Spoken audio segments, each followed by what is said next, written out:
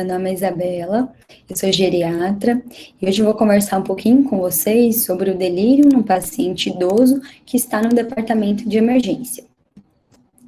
Então, o delírio é definido como um estado confusional agudo. Isso quer dizer o quê? Que existe uma alteração cognitiva nas mais diversas áreas da cognição do paciente, seja memória, atenção, linguagem, habilidade visoespacial, orientação temporal, que se desenvolve ao longo de horas a dias. De uma forma mais moderna, o delírio é encarado como uma síndrome de uma insuficiência cerebral aguda. Fazendo um paralelo com outros órgãos, como por exemplo os rins, a gente sabe que, dependendo de algum insulto agudo, o rim pode acabar gerando uma disfunção, uma insuficiência renal aguda, e com o cérebro não é diferente, né? Então, da mesma forma, a gente pode levar, dependendo do insulto, a uma disfunção cerebral, né?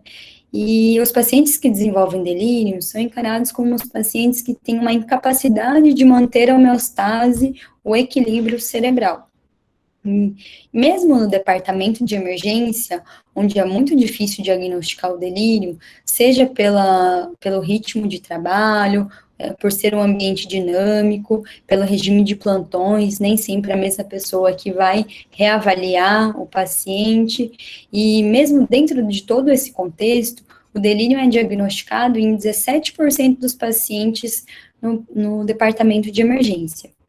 E sabidamente, o delírio está associado a um pior prognóstico, um declínio cognitivo, declínio funcional, a hospitalizações frequentes, quando internado, um aumento do tempo da internação, a institucionalização e até mesmo a morte. E o interessante é pensar que o delírio pode ser prevenível em até 30 a 40% dos casos. E a gente pensa no delírio como uma redução da reserva fisiológica do paciente. Então, quanto maior a vulnerabilidade do paciente, quanto mais fatores predisponentes ele tem, menor é a necessidade da agressão ou para causar um delírio no paciente. Então, insultos pouco agressivos, pouco nocivos, já levam o paciente a ter delírio. E nos pacientes com baixa vulnerabilidade, com uma reserva fisiológica maior, então precisam de um insulto mais grave para gerar o delírio. E na fisiopatologia, a teoria mais moderna, a hipótese mais moderna, é essa da falência da integração dos sistemas. São 5 vertentes, né, que fazem parte dessa hipótese, e são as principais alterações orgânicas envolvidas no delírio.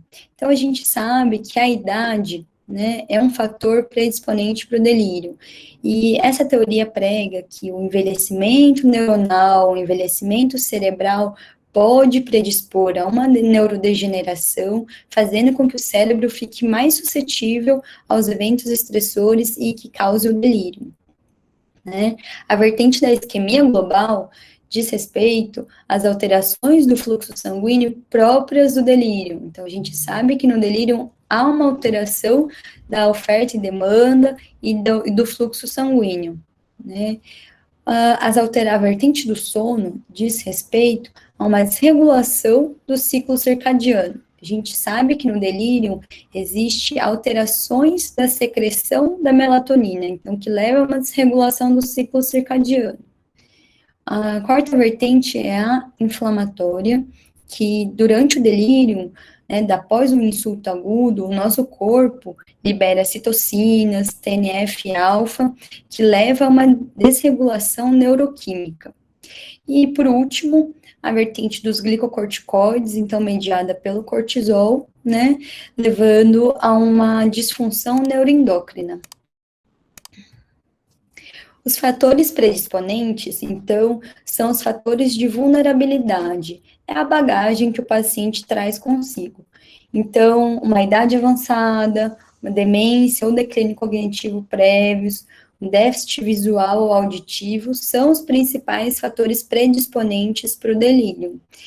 Mas também inclui episódios prévios de delírio, dependência funcional, imobilidade, quedas, múltiplas comorbidades, desnutrição, polifarmácia, etilismo. Então, tudo isso são fatores que podem predispor ao delírio.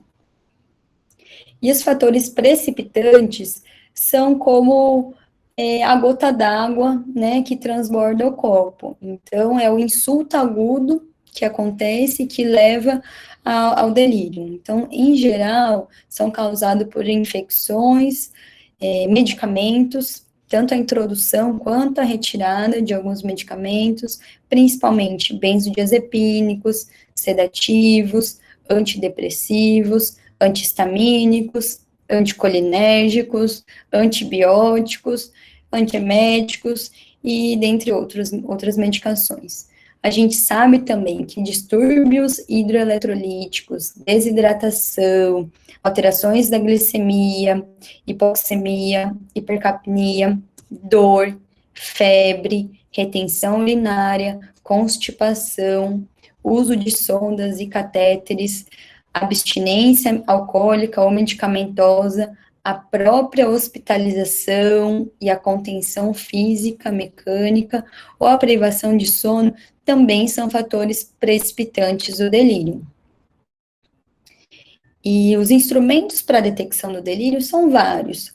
Hoje eu vou falar do CAM, porque é um instrumento rápido, fácil e que tem uma boa acurácia para a detecção do delírio. Então, tem uma sensibilidade de 86% e uma especificidade de 93%. Então, é um bom instrumento para a gente usar. O SHORTCAM é definido como são 4 fatores, né, e obrigatoriamente o 1 e o 2 precisam estar presentes, e aí o 3 ou 4 juntos, associados ao 1 e ao 2. Então, precisa ter um início agudo dessa alteração cognitiva, ou um curso flutuante, que flutua ao longo do dia, ao longo das horas, né, um distúrbio de atenção, e aí somado ou desorganização do pensamento ou alteração do nível de consciência. Aqui, nesse próximo slide, eu vou dar algumas dicas de como avaliar de forma objetiva se o paciente está atento ou não. A gente sabe que a avaliação da atenção começa do momento que você olha para o paciente, né? Então, você chega, boa noite, senhor ou senhora, tudo bem, né? Então, você já percebe se ele está olhando para você, se ele olha quando você chega, ou se ele está com o olhar vago, perdido. Então, desde o primeiro momento que a gente vê o paciente, a gente já está avaliando a atenção. Mas se for, assim, nem sempre é óbvio, né, a gente conseguir perceber se ele está atento ou não. Então, algumas ferramentas, né, objetivas para avaliar a atenção são essas 4 que eu vou falar. O DigitSpan, em ordem direta ou inversa, é um bom instrumento para a gente avaliar a atenção. Então, como que a gente faz? Eu digo, fulano, eu vou te dizer alguns números, você depois repete para mim na sequência que eu falei. Então, essa é a ordem direta. Eu digo 7, 5, 1, e aí eu peço para ele repetir para mim. Então, ele vai dizer 7, 5 e 1. Então, quando eu uso a ordem inversa, eu refino um pouco esse teste. Então, em vez de me dizer 7, 5 e 1, ele vai me dizer 1, 5 e 7. Então, de trás para frente. Né? Nessa mesma lógica, a gente pode usar os dias ou os meses, né, do ano. Então, quando eu digo para ele me falar os dias da semana, ele começa no domingo e vai vindo para trás. E quando eu peço para ele me dizer a ordem dos meses do ano, ao contrário, ele começa lá em dezembro, novembro, outubro, e vai me dizendo os meses até pelo menos julho, né? Se ele fala até julho, ele tem atenção preservada. E um teste muito bom aqui para a gente fazer na população brasileira é o teste de vigilância do A. Esse teste, você explica para o paciente, eu vou te falar várias letras, e quando eu disser a letra A, você vai apertar minha mão, só na letra A. Então, e não apertar a nossa mão em outras letras. E aí você vai dizer esse mnemônico, letra por letra, né, do Save a Heart ou Casablanca, e o paciente vai apertar a sua mão toda vez que você falar a letra A. E ele tem que inibir, né, esse comando de apertar a mão quando você diz outras letras. Aqui, se ele cometer 3 ou mais erros, a gente diz que a atenção não está preservada. E lembra sempre de checar se o paciente ouve bem, se ele te escuta bem, né, para que ele possa entender o comando, e diferenciar sempre desatenção com rebaixamento do nível de consciência, né? Então, se o paciente está sonolento, ele não vai conseguir, né, repetir fazer essa tarefa, mas isso não quer dizer que ele não está atento, né? Ele está rebaixado. E algumas situações comuns, né, que a gente consegue avaliar a atenção também, é a necessidade frequente de repetir perguntas, ou o paciente que persevera. Isso quer dizer o quê? Então, você pergunta, senhor, que ano a gente está? E aí ele fala, 2021, certo? E aí você pergunta, onde o senhor está? E ele, 2021, né? Que dia nós estamos? 2021. Isso é perseveração. A desorganização do pensamento, a gente é um pouco mais fácil da gente conseguir perceber pela conversa, né? A gente vê respostas sem sentido, respostas irrelevantes para aquele tema que, né, a gente está conversando, ou um fluxo ilógico de ideias. Se você quiser objetivar melhor, né, a organização do pensamento, você pode fazer algumas perguntas que a gente tira do CAN da UTI. Então, uma pedra na água, ela flutua? Aí ele vai ter que te dizer não, né? 1 quilo pesa mais que 2 quilos? Ele vai ter que te dizer não. Há peixes no mar? Ele vai ter que te dizer sim, né? E o perfil de psicomotricidade são os subtipos do delírio, né? Lembrando que o subtipo hipoativo, delírio hipoativo, é aquele paciente com sonolência, lentificado, e é o subtipo mais comum. É o subtipo associado a um pior prognóstico. Isso provavelmente porque, como o paciente está mais tranquilo, está mais sonolento, lentificado, em geral, não é aquele paciente que a gente presta mais atenção, que chama mais atenção no ambiente do pronto-socorro, né? Então, muitas vezes, esse paciente já está em delírio, e aí a gente vai perceber só mais tarde. Então, isso leva a chance de ter complicações, como lesões por pressão, pneumonia aspirativa, então confere um pior prognóstico para o delírio, para esse paciente. E o delírio hiperativo é a menor parte dos casos, então 25% dos casos.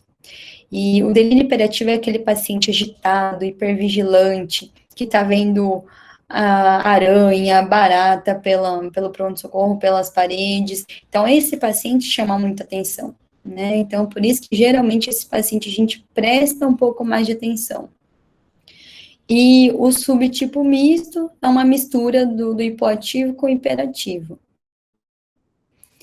Na avaliação inicial do paciente, é muito importante uma boa anamnese e um bom exame físico. Então, na anamnese, revisar todas as medicações que o paciente está em uso, aquelas que foram suspensas ou introduzidas recentemente. Isso também é muito importante. É importante, durante o exame físico, a gente buscar sinais neurológicos focais. Então, a gente sabe que, por exemplo, num AVC da região temporoparietal, essa junção temporoparietal, o AVC pode levar a um quadro de desatenção que pode mimetizar o delírio, né? Então, é muito importante buscar sinais neurológicos focais na avaliação. E aí, dados vitais, glicemia capilar, não esquecer nunca, né? E aí, a solicitação de exames laboratoriais vão depender da nossa suspeita. Mas, de uma forma geral, a gente avalia hemograma, eletrólitos, aqui principalmente sódio e cálcio, né, bioquímica renal e hepática, urina 1, radiografia de tórax, um eletrocardiograma. A gente sabe que, às vezes, uma síndrome coronariana aguda no idoso pode se manifestar de forma atípica, né, então, às vezes, com delírio, né, e aí, dependendo da sua hipótese diagnóstica, você tem que individualizar, se vai pedir tomografia de crânio, líquor, ou até eletroencefalograma. E o diagnóstico diferencial envolve principalmente demência e outros transtornos psiquiátricos, né? O tratamento envolve principalmente medidas não farmacológicas, então é muito importante, essencial, a gente controlar os fatores precipitantes, então, controlar dor, constipação, retenção urinária, infecções, distúrbios hidroeletrolíticos, né, então é muito importante essa avaliação completa. Geralmente, no idoso, existe mais de uma causa, né, para o delírio. E não utilizar contenção mecânica, né, promover uma mobilização do paciente no leito e a presença de familiares, se possível. Além de fornecer para o paciente os dispositivos que ele usa, né, então seja óculos, prótese dentária, prótese auditiva, é muito importante que o paciente tenha isso consigo. E as medidas farmacológicas são reservadas para aqueles pacientes com agitação psicomotora perigosa, que coloca a equipe ou o próprio paciente em risco, ou para pacientes com sintomas psicóticos graves, né? Então, não existe uma evidência científica que mostre benefício no uso de medidas farmacológicas, né? E os antipsicóticos, então, que a gente geralmente usa, são, assim, de uso off-label. Então, o que você pode usar para contenção química? Em geral, a gente usa o haloperidol, né, que pode ser usado via oral ou intramuscular, lembrando que a via endovenosa no Brasil não é autorizada, né, e pode usar nessas doses de meio a 1 miligrama, pode repetir a dose em 30 a 60 minutos, dependendo da resposta, e aí podem ser utilizados quetiapina, risperidona ou até olanzapina nessas doses descritas aqui. E os benzodiazepínicos são reservados para os pacientes em abstinência alcoólica, abstinência de benzodiazepínicos, né, ou paciente com delírio terminal, paciente em cuidados paliativos. Em geral, a gente usa o lorazepam, de meio a 1 miligrama, mas a gente pode usar o midazolam também. E sempre lembrar dos efeitos adversos dos antipsicóticos, principalmente prolongamento do intervalo QT, distonia aguda, parkinsonismo e acatisia. Geralmente no pronto-socorro, né, são os efeitos que a gente vê. E aqui nessa tabela, eu fiz um comparativo entre o haloperidol e os outros antipsicóticos, e a gente pode ver que o haloperidol tem um menor efeito sedativo em relação aos outros antipsicóticos, mas tem um maior risco de efeitos extrapiramidais, né? Então, acatisia, distonia, enfim, parkinsonismo são mais comuns com o haloperidol, né? E todos, então, fazem prolongamento do QT, podem fazer, né? E hipotensão ortostática. A dexmedetomidina, o Precedex, então, tem uma evidência melhor para o uso em terapia intensiva, então, na UTI, né? Mas eu coloquei aqui porque muitas vezes a gente vê esse uso no departamento de emergência, né? Então, o Precedex é um agonista alfa-2 adrenérgico, então promove uma inibição do sistema simpático. Qual o racional para o uso no delírio? A gente sabe que durante o delírio, o paciente tem uma resposta desadaptativa ao estresse envolvendo o sistema nervoso simpático, autonômico, né? Então, o uso do Precedex pode ser gera uma sedação e analgesia sem depressão respiratória, né? Então, é uma boa medicação, mas precisa ser usada no paciente monitorizado, né, e estável hemodinamicamente. Aqui eu coloquei a diluição de como a gente usa o Precedex, sem dose de ataque, né? E aqui outras medicações que já foram estudadas e que né, enfim, a gente já viu que não existe um benefício claro ainda para controle do delírio. Então, a clonidina, que é uma medicação que pode ser usada via oral, alguns estudos estão em andamento, né, e talvez entre como um possível substituto do Precedex, mas ainda precisa, né, a gente aguardar esses estudos com uma maior qualidade. A melatonina entraria nessa sincronização do ciclo sono-vigília, né? A gente viu que no delírio existe uma alteração da secreção da melatonina, né? Os estudos com a melatonina têm resultados muito conflitantes, né? Talvez a ramelteona tenha uma evidência melhor, mas ainda também precisa de mais estudos com uma qualidade melhor, para a gente poder indicar essa medicação. Né, e os anticolinesterásicos, já foi visto que eles não reduzem o risco de delírio e podem ainda ter efeitos colaterais importantes, então a gente não usa, né.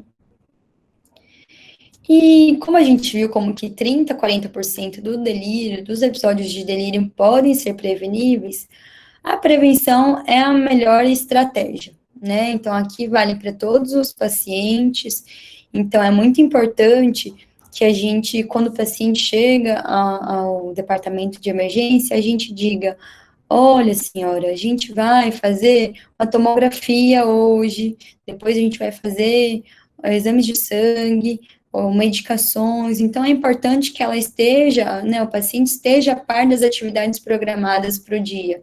Isso ajuda ele a se orientar, a entender tudo o que está acontecendo, né?